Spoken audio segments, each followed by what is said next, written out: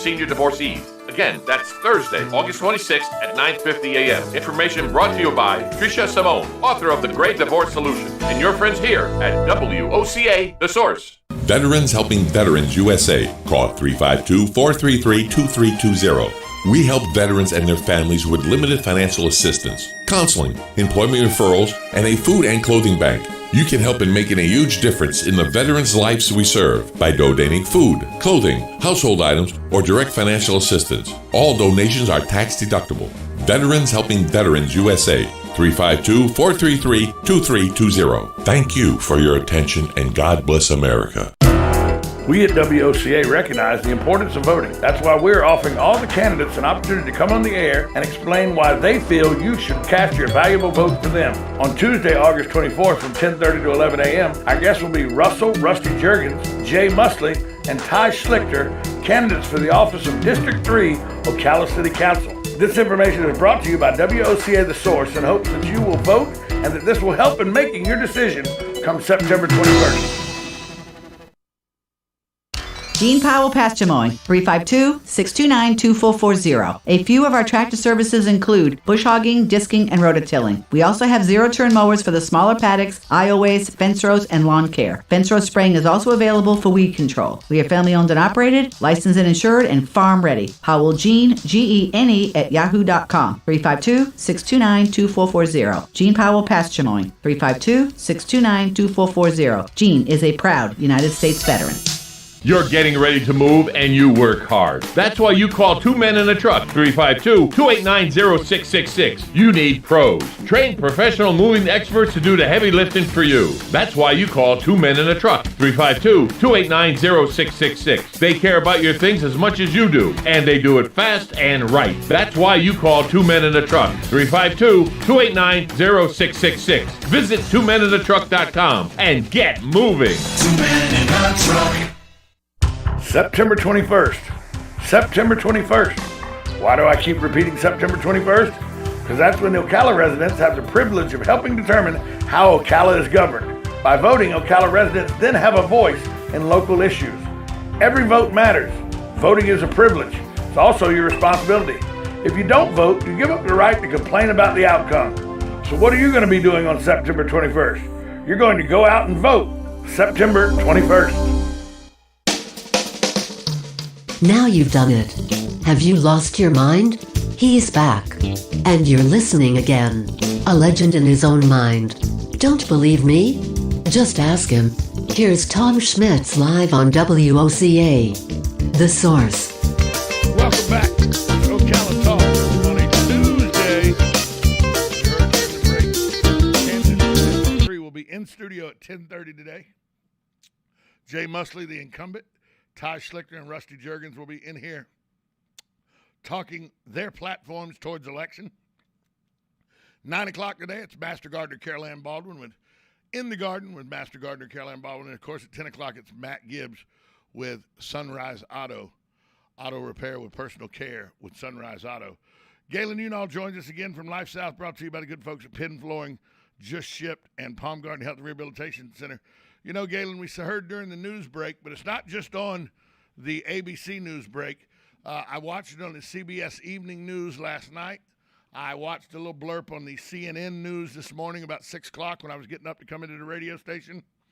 The tide, she is a-changing in the way that these news outlets, the mainstream media, is dealing with this current administration all of a sudden.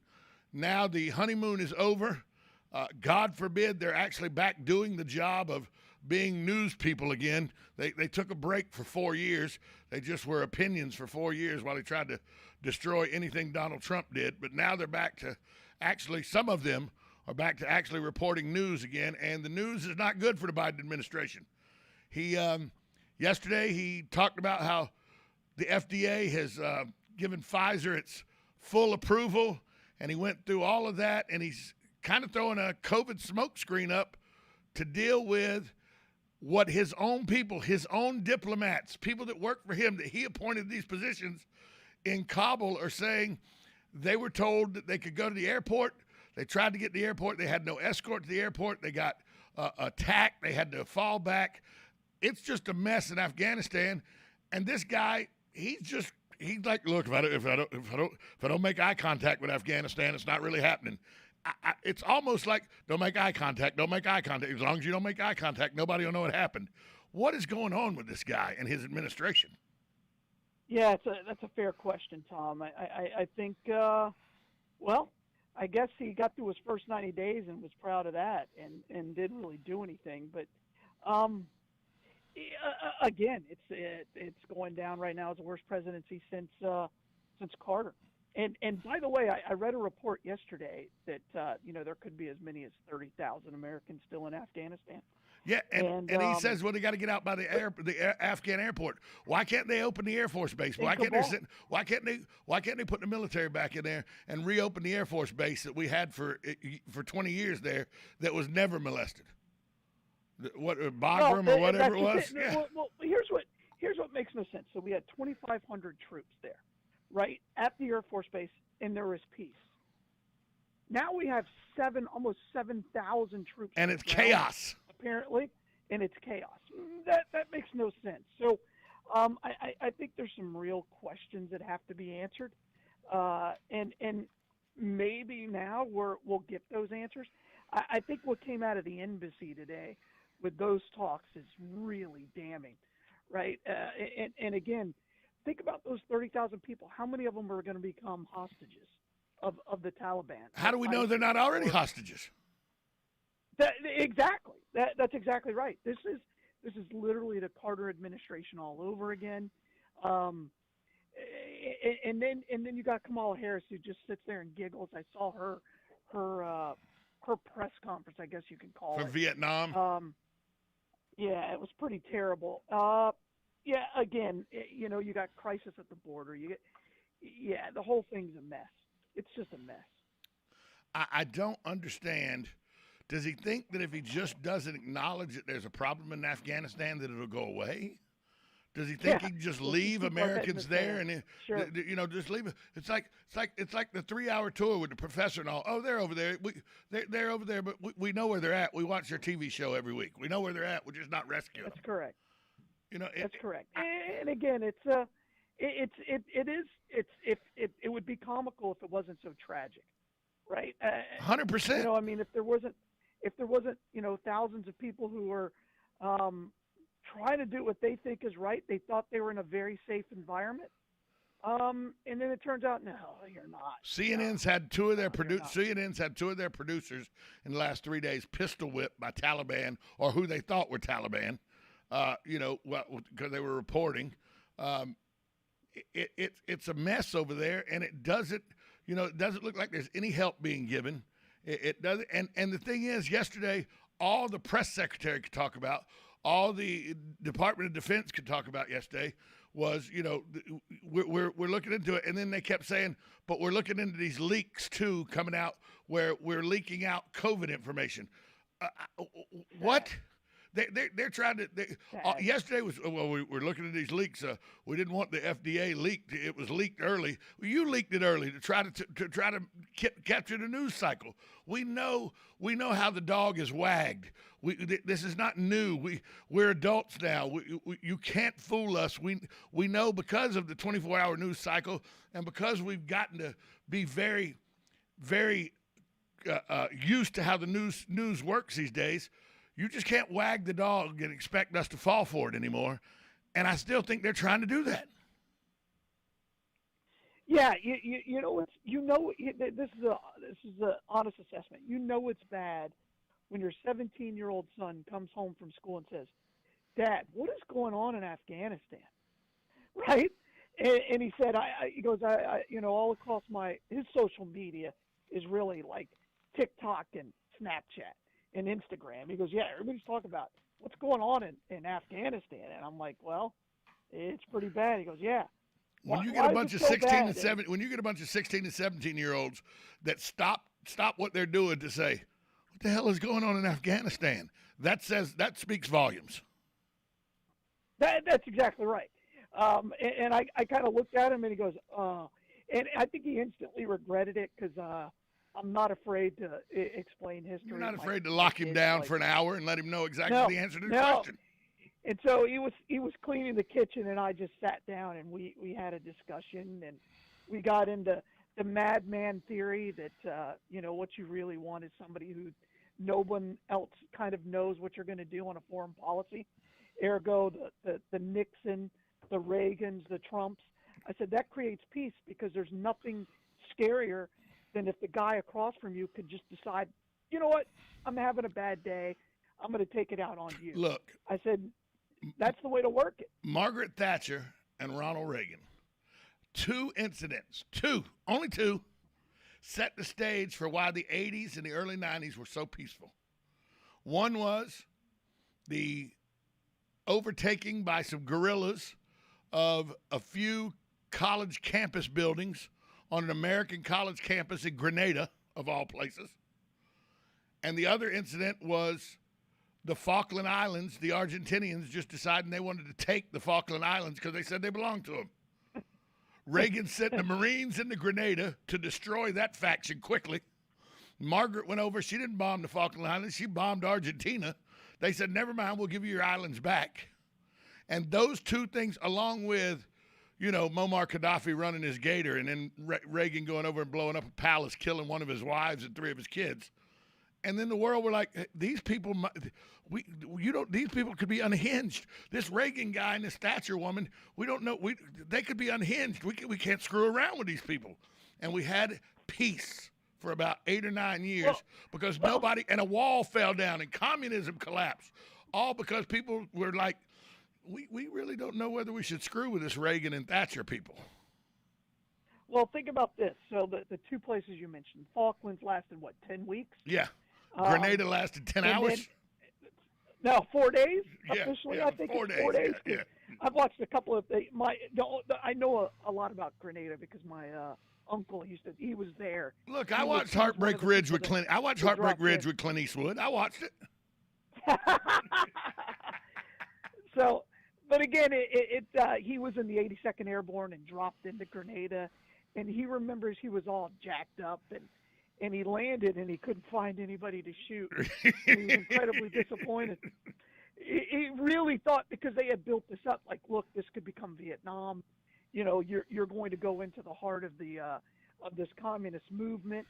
And he landed in there. He dropped in, and it was like 85 people. It was like 85 people with 12 guns. We took a bazooka to a knife fight. Right, and, exactly.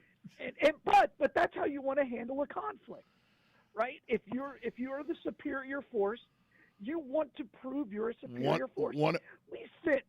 We sent half of our Navy, all of our Air Force, the Army was there, and the Marine Corps was there. Right. We're like, we're just gonna put this away. Jimmy Malone. And I think that's the way to hide it. Jimmy Malone says it better than anybody. And I know you might not know who Jimmy Malone is, but Jimmy Malone was the character name that Sean Connery played in The Untouchables. And he goes, they put absolutely. one of yours in the hospital, you put one of theirs in the morgue. Put one of theirs in the that's correct. And that's how Reagan and Thatcher operated. And the world was at peace. And communism fell. Because they put one of yours in the hospital, you put one of theirs in the morgue. Correct. Absolutely. And you can kind of compare it to the way we handled Bosnia, which we relied on the UN to do all the work. That didn't work. Nope. Right? And that lasted how many years? 3, 4? And it still and then after it was done, after it was officially done, you don't even want to know the genocide that took place afterwards. Oh gosh, yeah, with the Catholics and the Serbs and the Croats and the Serbs, Muslims. because you'd taken 3 people that had never gotten along, put them into a country and said, you're now Yugoslavia. After World War I, you slammed them all together. They never got along. So how this was going to work, just the same way, and I bring it back again, and I know the Israelis needed some place to go, and I understand that the Holy Land was where they are, and I understand all that. But when the Israelis and the Palestinians have never gotten along, and for you to slam them down there together and say, "Hold on," if you want to get into the Palestinians, you have to first tell me who they are. Well, they're And what country? No. What They're not a country. What country? They're not a country. They're Okay, they are the Philistines. Actually, The Palestinians are the Philistines. No, they're not. That's what modern people have told you. But that's not really who they are. That's what I learned in junior. That's what I learned as a junior at Georgia Southern in history and history of religion. That's what I learned. They're not. They call themselves the state of Palestine, right? Because they are not, but they're not. They're Muslims in many cases. They're Arabic. The Philistines were this mixture of a group of people. They were a tribe.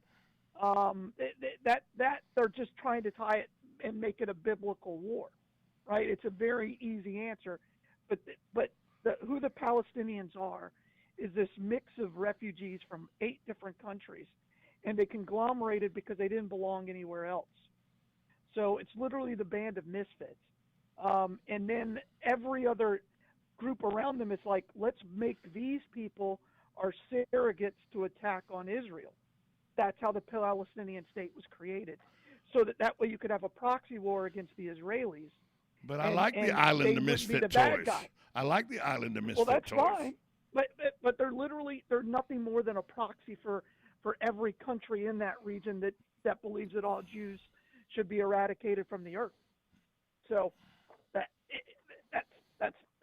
But my point is, you put 2 groups of people that have never gotten along together, and you expect them to get along, and that hasn't worked in Bosnia, didn't work in Yugoslavia, hasn't worked in Israel and Palestine.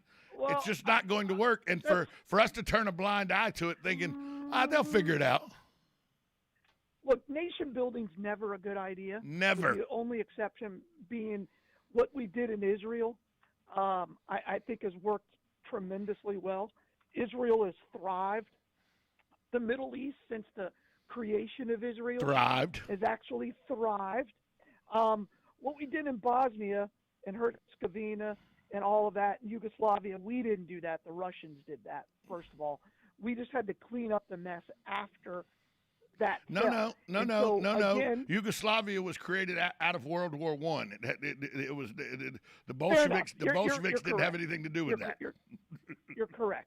But it wasn't a group of people that didn't live together there for centuries. No, they all lived there. They all lived there and hated each other. They all lived in that one group, that area, and they just were warring tribes against each other.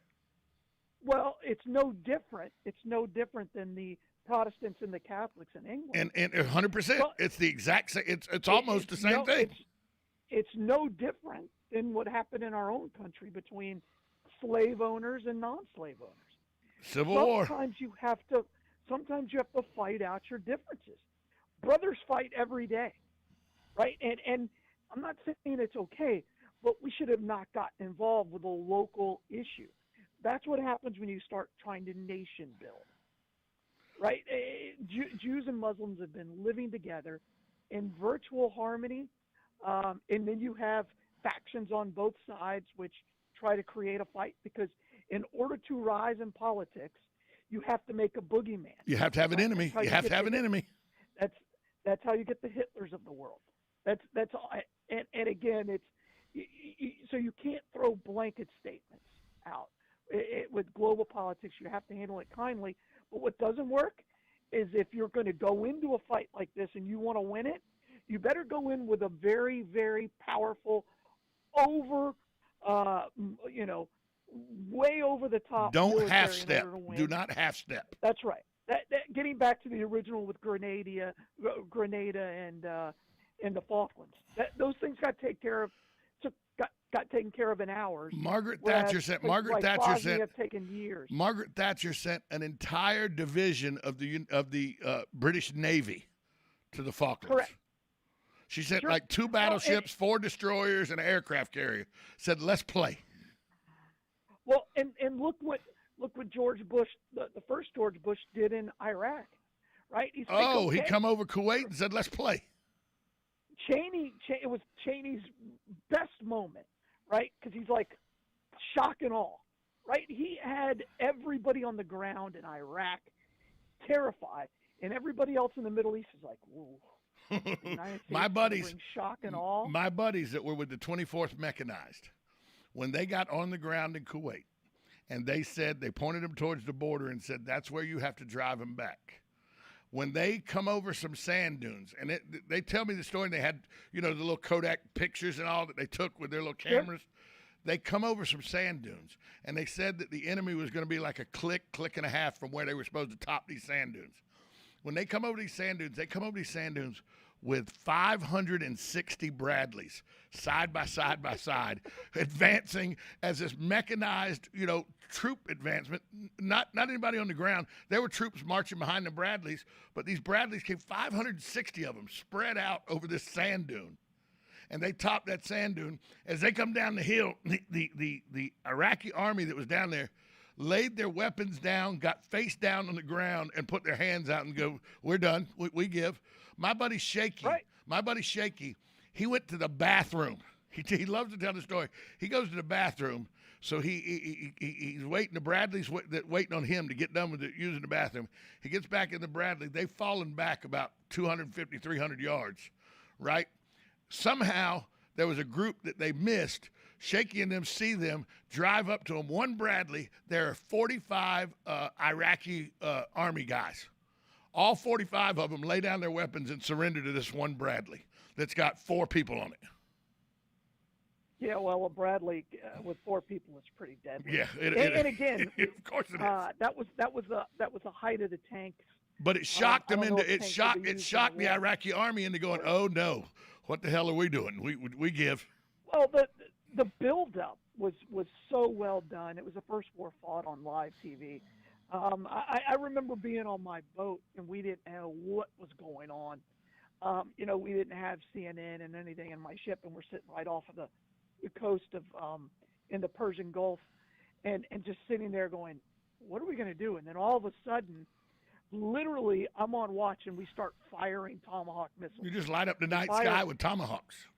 Yeah, and by the way, there was no general quarters. There was no announcements. It was just like, we're ready. Bang, bang, bang, bang, bang. Then our ship broke down, and we got towed to Hong Kong, and I spent the rest of the war in being towed to Hong Kong for 6 weeks. So, yeah, go ahead and track that tow on the map. Where that didn't happen? Afghanistan. Well, you couldn't because of the way that Afghan is with all the caves. But you could have at this pullout. No. You could have swooped in and got all the civilians out and everything before you just said the troops are coming home. Oh, absolutely. I think the withdrawal again, and I who withdraws the army first? Who withdraws the military first and leaves civilians? Who the hell does that? That makes no sense. And then you tell them, we might be able to get you out if you can get to the airport. If you can get to the airport. When you look at the airport, and there are 30,000 people trying to get into the airport. And there was a gunfight. There was a gun battle right at the airport yesterday. Absolutely. And what they're doing to these women is atrocious. Yeah. All you have to do is go on to anybody's social media in Kabul, in Afghanistan, and you'll see what's going on. And then one guy, Biden is like, there's no reports of anybody being beaten at these checkpoints. And then the guy at the same time is saying, we've got reports that people are getting beaten at checkpoints. Well, here's the thing, and here's how easy it is to find out. Here's how easy it is to find out. I did this yesterday. Just put in Afghanistan on Twitter and watch all the accounts on Twitter that pop up that show you the malice that is taking place right now in Afghanistan. That the Biden administration said that, we don't see any of that. Are you not monitoring Twitter? Because all you got to do is put Afghanistan in Twitter, and you will have thousands of social media posts come up where it's showing you the atrocities that are going on right now in Afghanistan. Did you see the guy from the Taliban who's like, you guys talk about free speech. Why don't you tell Facebook and Twitter that? Right, exactly. Did you see that? Yeah. I'm paraphrasing what he said. But he talked about how you say you Americans always say you got free speech. You always got free speech, but your own platforms, Facebook and Twitter, don't allow it. So talk to me about free speech with them in your country. Yeah, that. By the way, that was. I was like, oh, that's fantastic. And he's right, by the way. Oh, of course he is. But the only issue is Facebook is something you choose to join, and you follow their agreements when you Certainly. join.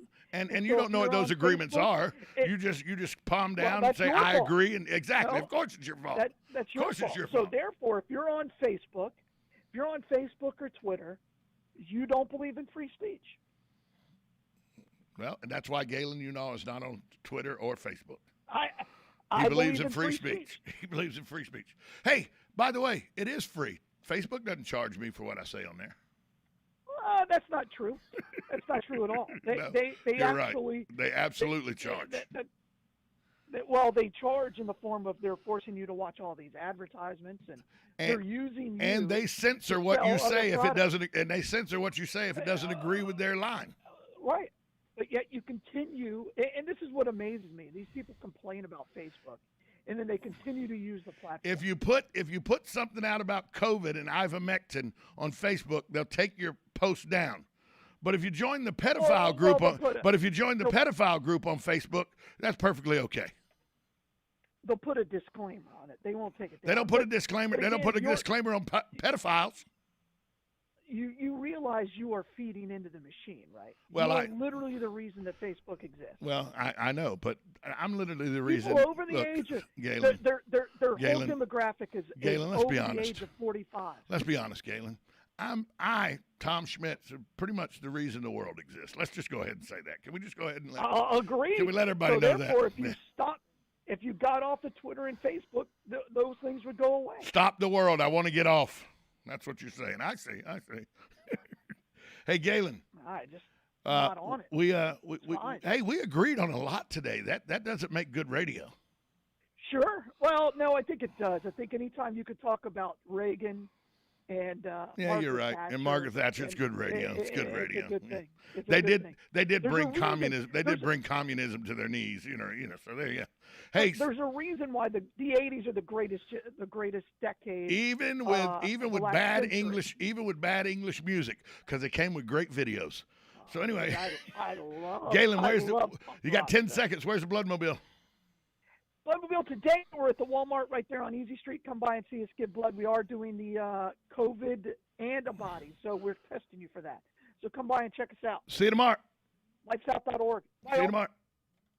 Broadcasting from the Ocala International Airport, this is WOCA AM, W242CA FM, Ocala, 1370 AM, 96.3 FM, The Source. Today in Ag News on the Southeast Ag Net, we told you last week that usage of computers on the farm was up. Advance President Biden's $3.5 trillion social spending plan for Monday evening. It was canceled after hours of closed-door talks failed to overcome internal party divisions. It's time for Farm The and Food Range. and Drug Administration granted full approval to the